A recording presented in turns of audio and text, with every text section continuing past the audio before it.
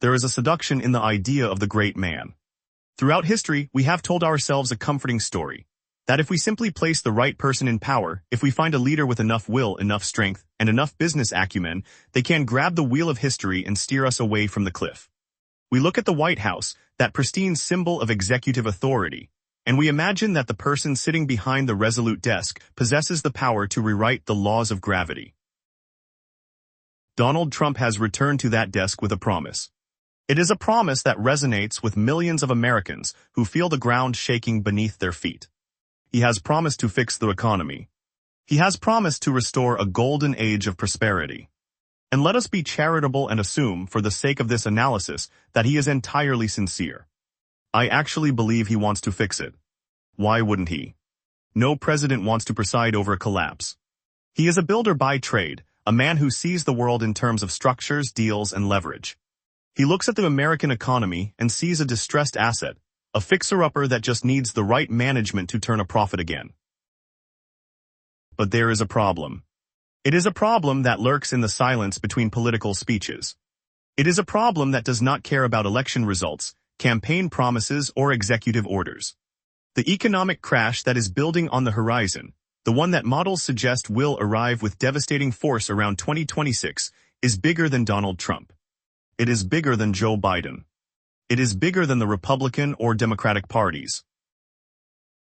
What we are facing is not a political crisis. It is a mathematical one. And math, unlike voters, cannot be charmed, negotiated with, or bullied. To understand why this crash is unstoppable, we have to strip away the political theater. This video is not about whether you love Donald Trump or hate him. In the grand scope of economic history, your personal feelings about the president are irrelevant to the mechanics of the debt cycle. The forces we are about to examine treat a well-intentioned populist and a technocratic establishment figure exactly the same way. A tidal wave does not ask for the swimmer's political affiliation before it crashes down.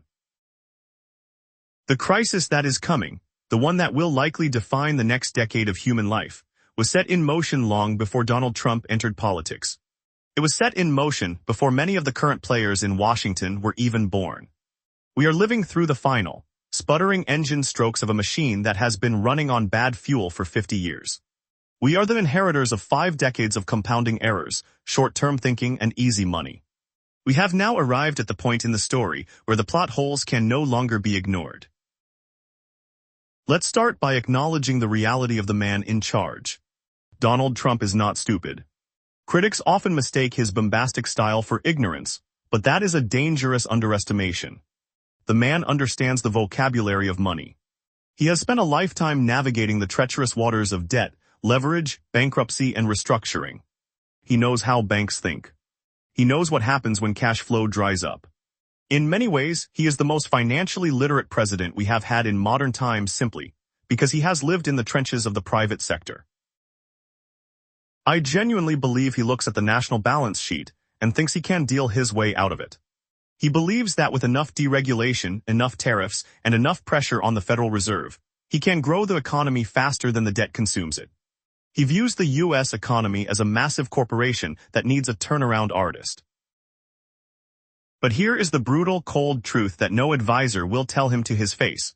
Some problems are too big to fix. Some structures are too rotten to renovate. Sometimes a business, or an empire, passes a point of no return where the liabilities so vastly outweigh the assets that liquidation is the only mathematical outcome. The United States is currently standing at that event horizon. The economic reality we face is not a matter of policy, it is a matter of arithmetic. And the arithmetic is screaming. Let us break down exactly why no human being, regardless of their title, can stop what is coming. We begin with the first and most insurmountable reason, the debt. The United States currently carries a national debt load of $36 trillion. 36 trillion. It is a number so large it loses its meaning. We hear it on the news and it washes over us like static. But let's try to visualize the weight of that number. That is more than the entire gross domestic product of the United States.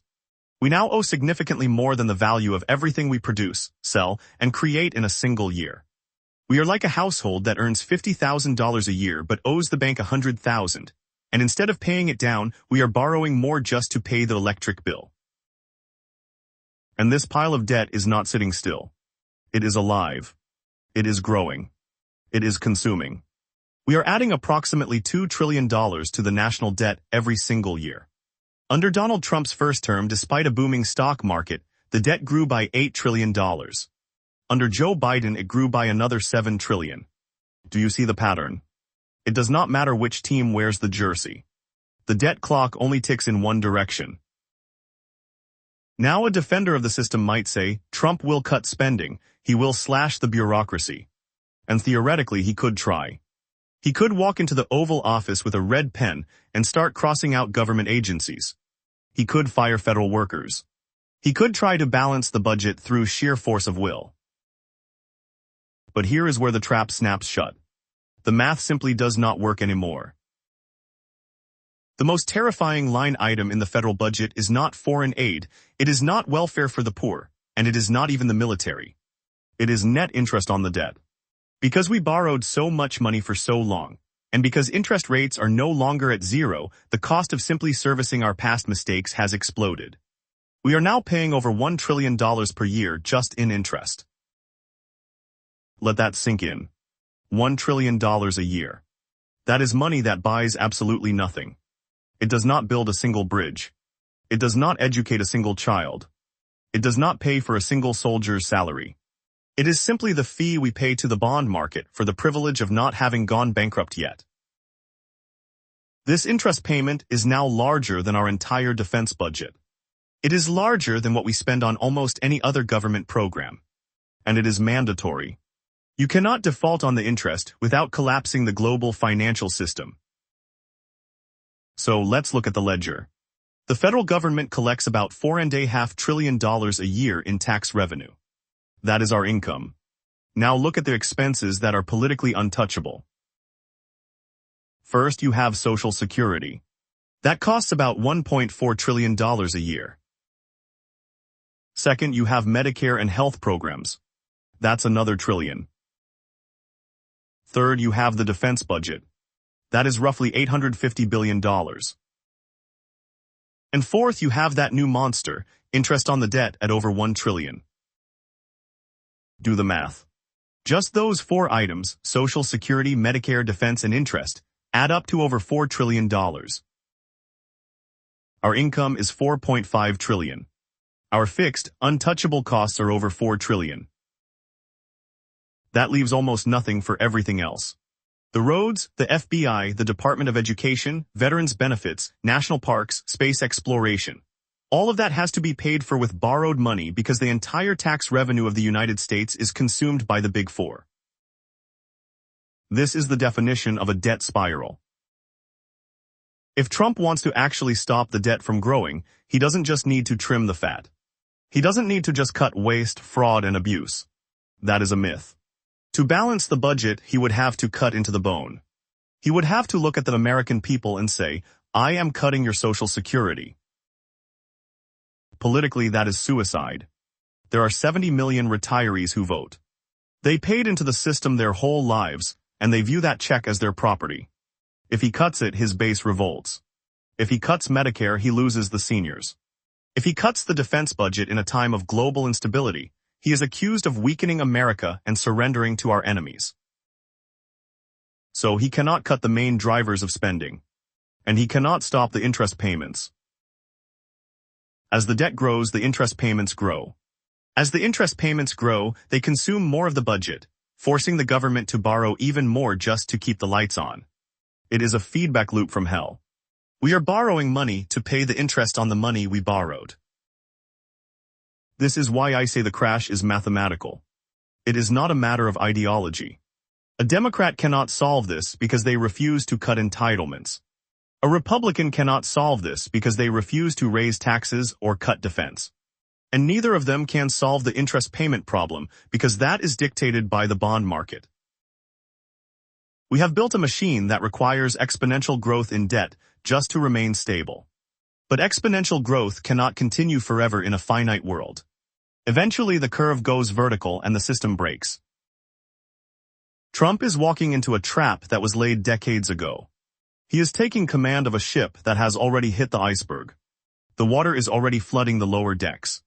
The passengers on the promenade deck are still dancing, the band is still playing, and the stock market is still hitting all-time highs. But the physics of buoyancy have already determined the outcome. The tragedy of this situation is that the American public expects a savior. They expect a man on a white horse to ride in and slay the dragon of inflation and debt. But this dragon is too big. It has been fed by 50 years of fiscal irresponsibility, and now it is hungry. In the next section, we have to look beyond the debt. Because even if, by some miracle, Trump could solve the spending problem, he is facing an opponent even more powerful than the bond market. He is facing a central bank that has painted itself into a corner so tight that the only way out is through the wall. If the national debt is the weight dragging the ship underwater, the Federal Reserve is the captain who has realized that the steering mechanism is broken. This brings us to the second insurmountable obstacle facing Donald Trump, or indeed, any occupant of the White House. The central bank is trapped in a prison of its own making. For decades, we have operated under the illusion that the Federal Reserve is the master of the economic universe. We believed that a group of unelected technocrats in Washington could fine-tune the global economy by simply adjusting a dial, raising interest rates to cool things down, or lowering them to heat things up. It was a comforting fiction. It suggested that someone was in control. But that era of control is over. The Federal Reserve has spent the last 15 years, since the great financial crisis of 2008, painting itself into a corner. They solved every minor crisis by printing money and slashing rates to zero. They treated cheap debt like a miracle drug, injecting it into the veins of the economy whenever the patient looked tired. But like any addiction, the tolerance has built up, and the side effects have become lethal. Donald Trump has frequently criticized the Fed. He understands that high interest rates make life difficult for real estate developers and businesses. He wants lower rates. He wants the cheap money to flow again to jumpstart his golden age. But here is the trap. If the Federal Reserve lowers interest rates to save the commercial real estate market and the banking system, they risk reigniting the fires of inflation. We saw what happened in the last few years. Prices of groceries, fuel, and housing skyrocketed. If they cut rates now, the dollar weakens and those prices climb even higher. We enter a scenario like the 1970s, but with significantly more debt. Inflation becomes the thief that steals the prosperity Trump is promising to restore. However, if they keep interest rates high to fight inflation, they crush the economy. High rates mean businesses cannot afford to expand. They mean mortgages are unaffordable for the average family. They mean the interest on the national debt, that terrifying trillion-dollar figure we discussed, continues to spiral upward. The Fed is standing between two graves. On one side is hyperinflation and the destruction of the currency. On the other side is a deflationary depression and a wave of defaults. There is no soft landing when you have distorted the price of money for this long. Trump cannot order his way out of this dilemma. He cannot sign an executive order that changes the laws of supply and demand. The Fed must choose its poison, and either choice leads to a crash. But even if we could magically solve the debt and fix the Fed, we would run headlong into the third unmovable object, demographics. This is the silent crisis. It doesn't make headlines because it moves slowly like a glacier, but its crushing power is undeniable. The economic model of the United States, particularly our entitlement programs like Social Security and Medicare, was designed in a different world. It was designed in the post-World War II era, a time of booming birth rates and a young, vibrant workforce.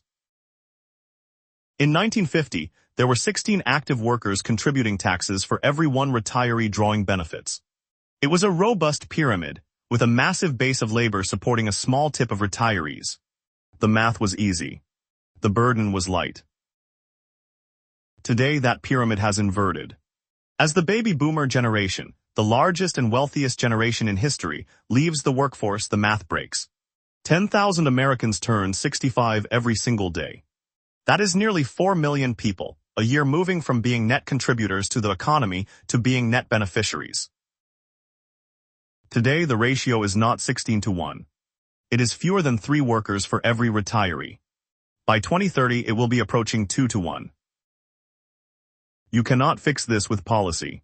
You cannot pass a law that creates 25-year-old skilled workers out of thin air. You cannot reverse decades of declining birth rates with a campaign slogan. This is biological reality. The workforce is shrinking relative to the dependent population.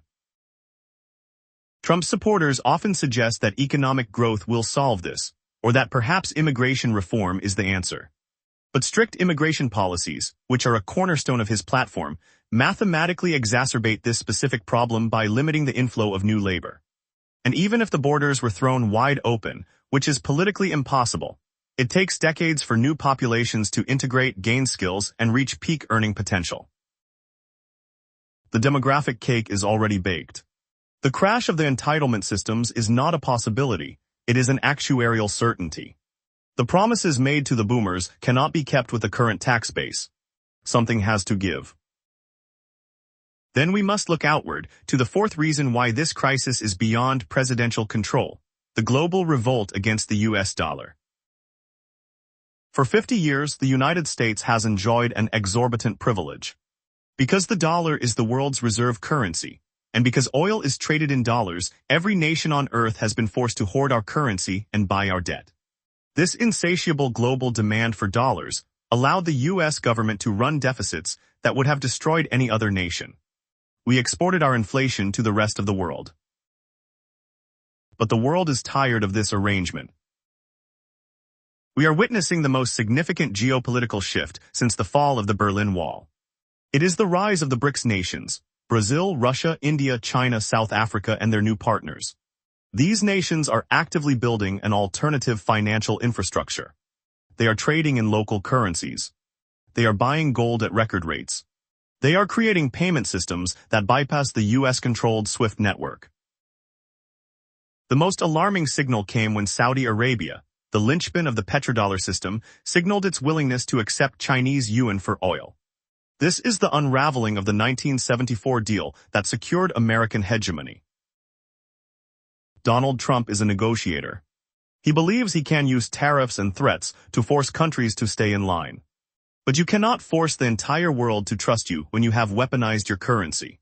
When the U.S. seized Russian assets and cut them off from the financial system, it sent a shockwave through the global south. Every nation realized that their dollar reserves were not safe if they disagreed with Washington. The trust is broken. The momentum of de-dollarization is slow, but it is heavy. As demand for dollars decreases globally, the demand for U.S. Treasury bonds decreases. This pushes interest rates up and accelerates the debt spiral at home. No amount of America First rhetoric can force sovereign nations to buy debt they no longer view as a risk-free asset. Closer to home, the fifth catalyst is already crumbling beneath our feet: commercial real estate. Walk through the downtown district of any major American city. Look up at the glass towers. They are monuments to a bygone era. The shift to remote work was not a temporary pandemic measure. It was a structural change in human behavior. Office vacancy rates are at historic highs. But this isn't just about empty desks. It is about the trillions of dollars in debt attached to those buildings. There is approximately $1.5 trillion in commercial real estate debt coming due in the next 24 months. These loans were originated when interest rates were near zero and buildings were full. Now, property owners are trying to refinance these loans in a world where rates are significantly higher, and their buildings are worth half of what they used to be. The math is brutal. The loans are underwater. The keys will be handed back to the banks. And who holds these loans? It isn't the giant too-big-to-fail banks on Wall Street. It is the regional banks. The small and mid-sized banks that form the backbone of the American economy. We are staring down the barrel of a banking crisis that could dwarf the savings and loan crisis of the 1980s. Trump is a real estate man. He knows this market better than anyone. He knows that when the values collapse, the equity is wiped out first, then the lenders take the hit. But he cannot force people back into offices, and he cannot force banks to lend on assets that are losing money. A bailout of this magnitude would require printing trillions of dollars, which brings us right back to the inflation trap. This leads us to the sixth and final reason, the core mechanism that ties all these disasters together: the inevitability of money printing. When you look at the debt, the demographics, the failing banks, and the slowing global demand for dollars, you realize there is only one valve left to release the pressure. The government is spending $2 trillion more than it collects every year. That gap must be filled. If the world won't buy our debt, and if American taxpayers can't afford higher taxes, who buys the bonds? The Federal Reserve buys them. They call it quantitative easing. They call it yield curve control. They invent complex acronyms to hide the simplicity of the act. But it is purely and simply money printing. It is the creation of currency out of nothing to pay bills that cannot be paid. This is the ultimate trap. Donald Trump, for all his desire to strengthen the dollar and fix the economy, will be forced to oversee the greatest expansion of the money supply in history. Not because he wants to, but because the alternative is the immediate cessation of government checks, the collapse of the banking system, and social chaos. He will be faced with a binary choice. Allow the system to collapse into a deflationary depression that rivals the 1930s, or print money to keep the illusion alive for a few more years, thereby destroying the value of the dollar. History tells us that politicians, when faced with this choice, always choose inflation. It is the path of least resistance. It kicks the can down the road. It saves the system today at the expense of the currency tomorrow. So the printing will continue. The debasement of your savings will continue. The crash is not something that might happen.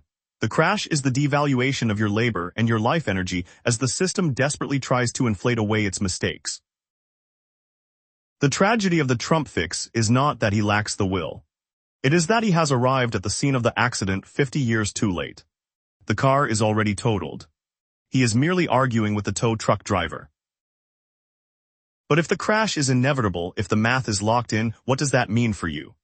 If politics cannot save you and the macroeconomy is a runaway train, where is the safe harbor? To understand how to survive what is coming, we have to stop looking at what the government will do and start looking at what history suggests individuals must do when empires enter their twilight. We have walked through the graveyard of economic stability. We have examined the mountain of debt that blocks the sun, the demographic winter that is freezing the labor force, and the geopolitical earthquake that is shattering the dollar's global dominance. We have looked at the empty office towers standing like tombstones in our major cities, signaling a banking crisis that is already silently unfolding. But there is one final piece of this puzzle. It is the keystone. It is the mechanism that binds all these disasters together and ensures that the outcome is not just probable, but inevitable. This brings us to the sixth, and perhaps the most devastating reason why Donald Trump, or any mortal sitting in the Oval Office, cannot stop what is coming. Reason number 6, the money printing cannot stop. To understand this, we must strip away the complex jargon used by economists on cable news. We need to look at the raw plumbing of the United States financial system. Right now, the U.S. government operates on a deficit of approximately $2 trillion a year. This means that for every dollar the government collects in taxes from you, from corporations and from tariffs, it spends significantly more. There is a gaping hole in the budget the size of the entire economy of Brazil. In a normal household, if you spend more than you earned, you have to cut back. You cancel subscriptions, you sell the car, you stop eating out. But a government does not operate like a household. A government operates on the presumption of immortality. When a government runs a deficit, it issues debt. It writes an IOU called a treasury bond, and sells it to someone else to get the cash it needs to pay the military, the elderly, and its own employees. For decades, this system worked because the world wanted those IOUs, but as we discussed in the previous section, the world is stepping back. China is selling. Japan is selling. The BRICS nations are diversifying. The traditional buyers are leaving the auction house.